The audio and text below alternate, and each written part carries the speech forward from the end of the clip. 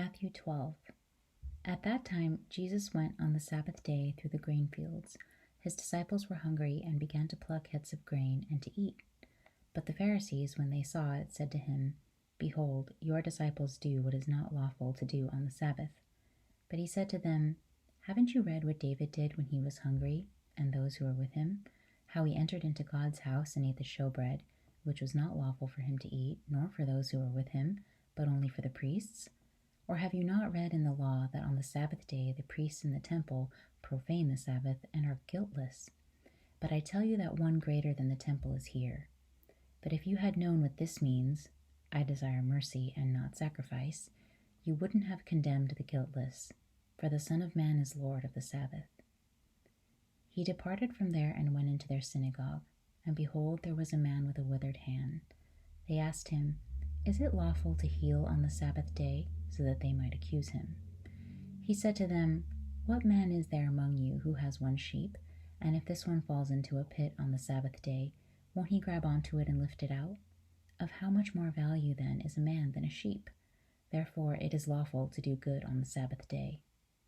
Then he told the man, Stretch out your hand. He stretched it out, and it was restored whole, just like the other.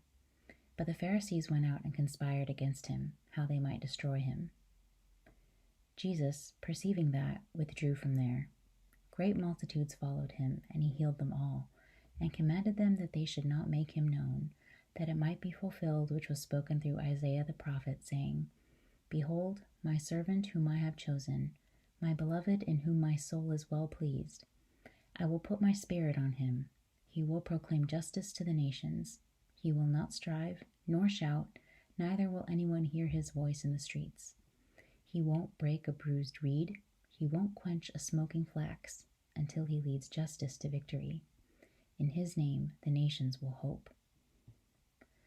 Then one possessed by a demon, blind and mute, was brought to him, and he healed him, so that the blind and mute man both spoke and saw.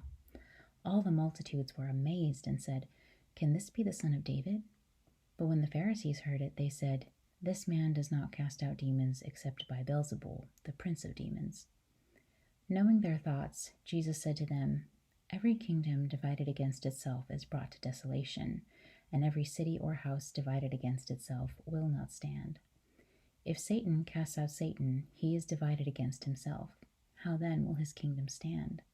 If I, by Beelzebul, cast out demons, by whom do your children cast them out? Therefore they will be your judges. But if I, by the Spirit of God, cast out demons, then God's kingdom has come upon you. Or how can one enter into the house of the strong man and plunder his goods, unless he first bind the strong man? Then he will plunder his house. He who is not with me is against me, and he who doesn't gather with me scatters. Therefore I tell you, every sin and blasphemy will be forgiven men, but the blasphemy against the Spirit will not be forgiven men. Whoever speaks a word against the Son of Man, it will be forgiven him.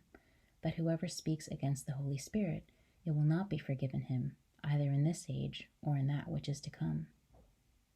Either make the tree good, and its fruit good, or make the tree corrupt, and its fruit corrupt, for the tree is known by its fruit.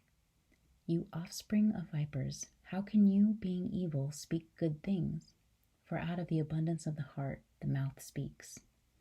The good man, out of his good treasure, brings out good things, and the evil man, out of his evil treasure, brings out evil things.